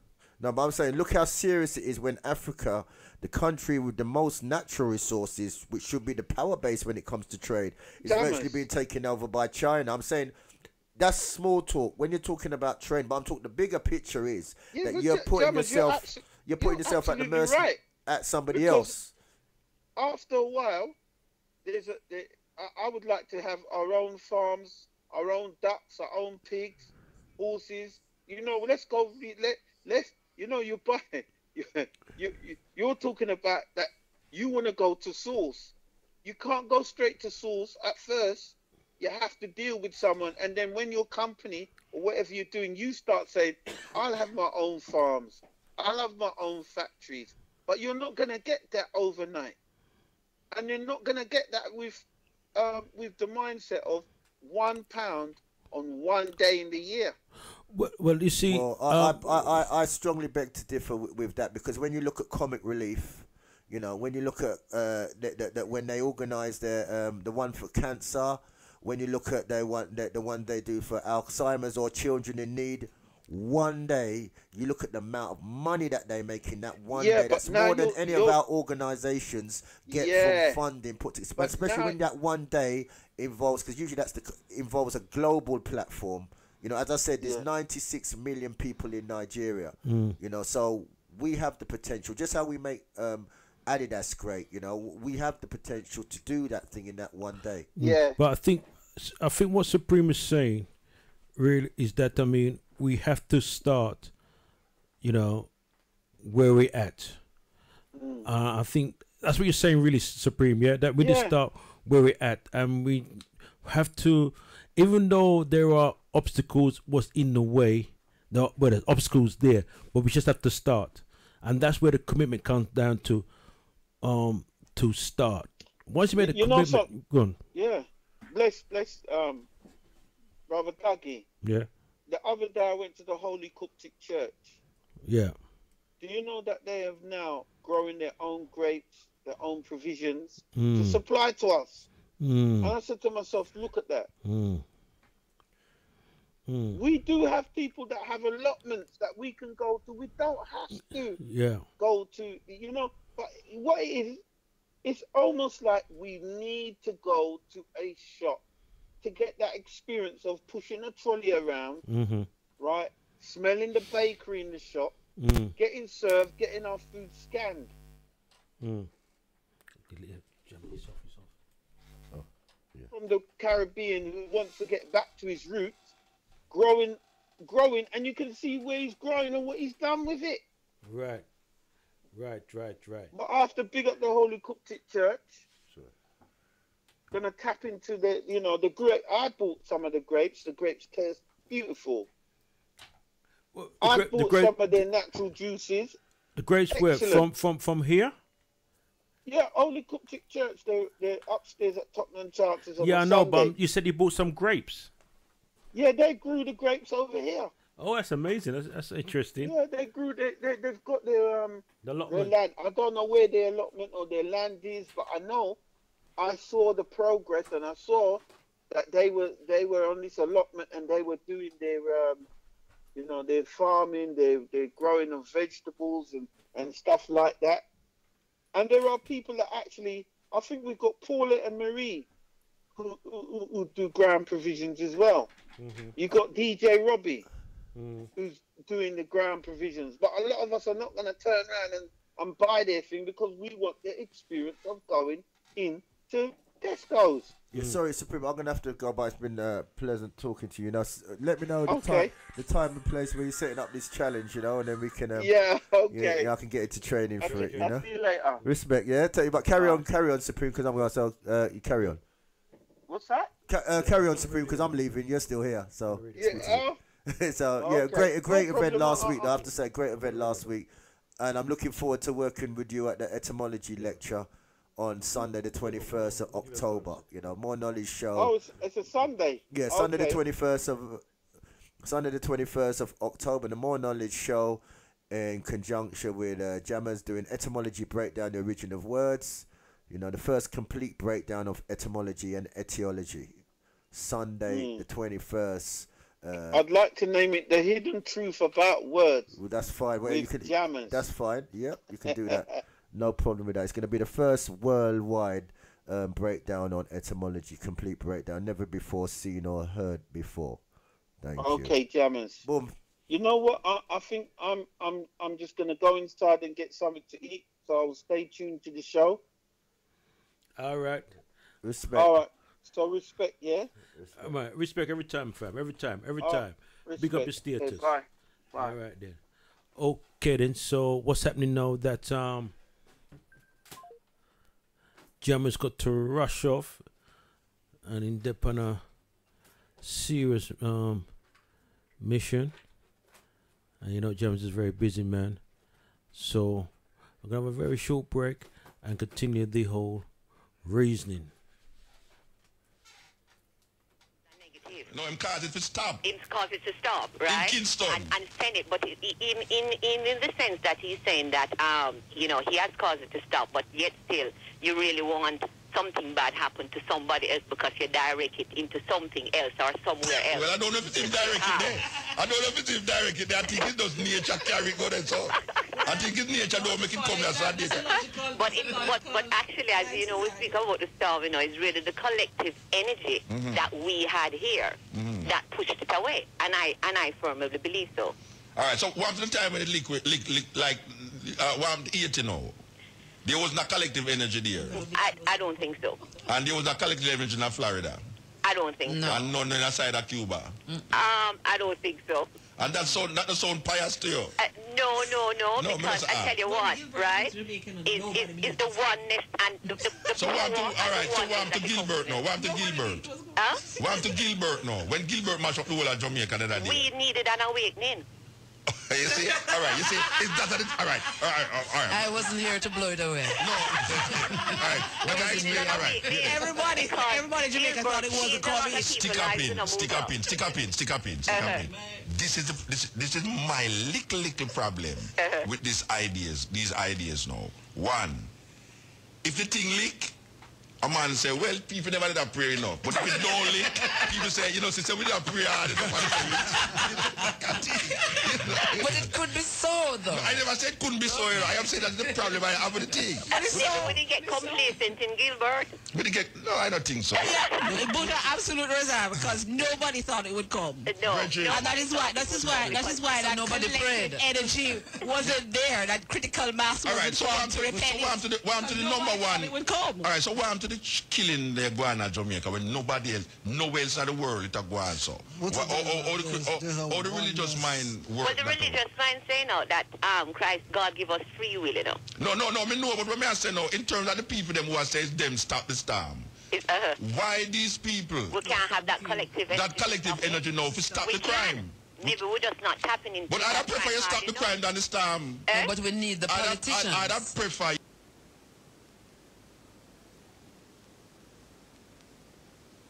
You stop the crime, then stop the storm. We need the politicians. No, I see you.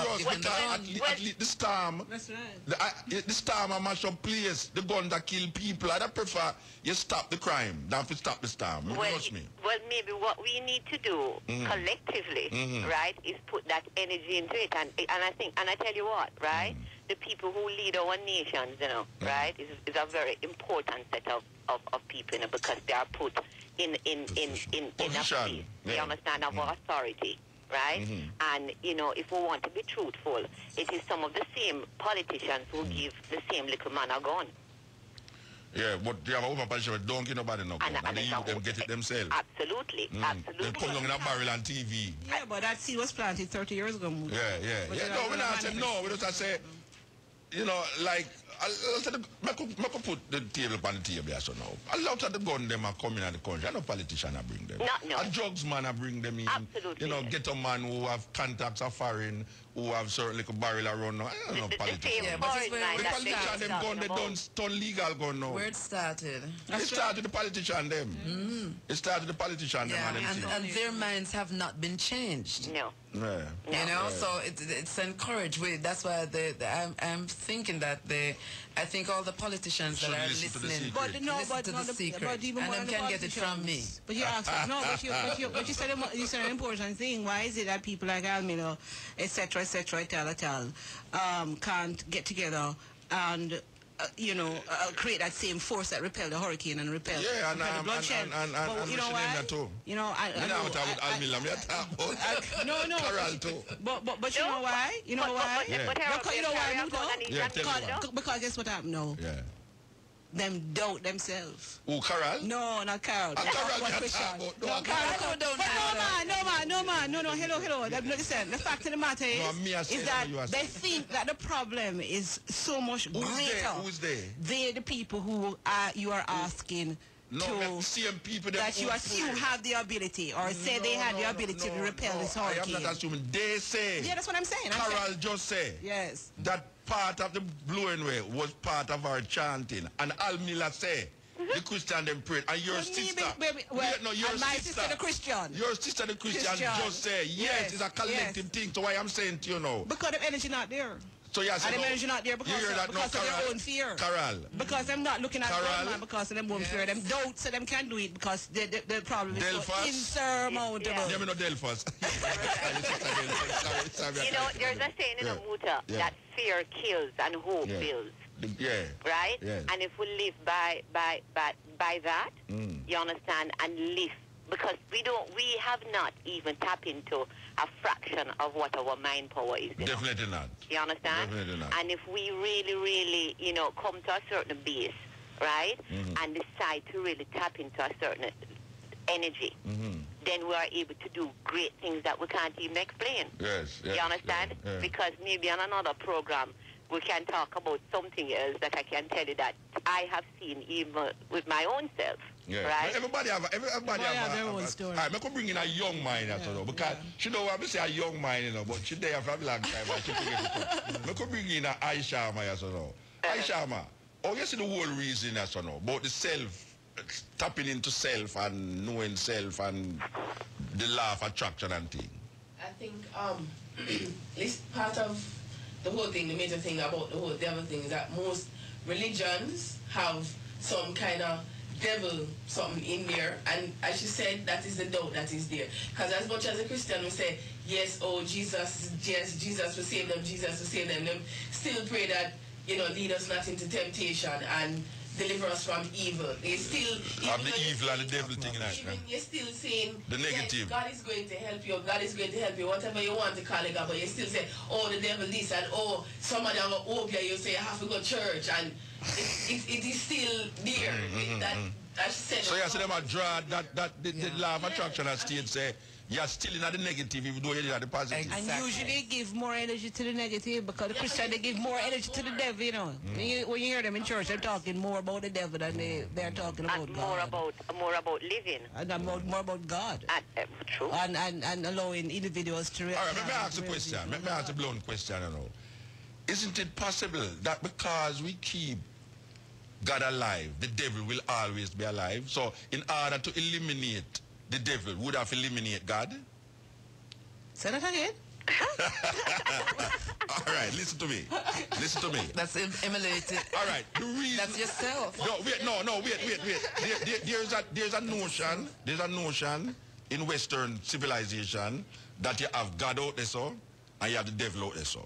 So anything bad happen, you blame God. Good happen, you blame God. Anything bad happen, you blame devil. All right, so what may I say? Isn't this possible that in order to eliminate the devil, we would have to eliminate God? Because it is the devil, if it is the devil that is keeping God alive, or God that is keeping the devil alive. Well, so because we know that there's a negative and a positive, you can't have a positive without a negative, and you can't have a negative without a positive. So therefore, it is best in the human psyche to eliminate these two enemies of the human psyche. All right. Oh, you see that? Yeah. How I see this as a Buddhist, right? Yeah. I don't see the devil or God as two things out there. Yeah, I know. I'm not talking about Buddhism, I'm saying the Western, that's what I say, the Western mindset create a devil and a God out there. So I am saying to you now. But that's an illusion. No, we're not talking about illusion or nothing. Only Christian could answer that.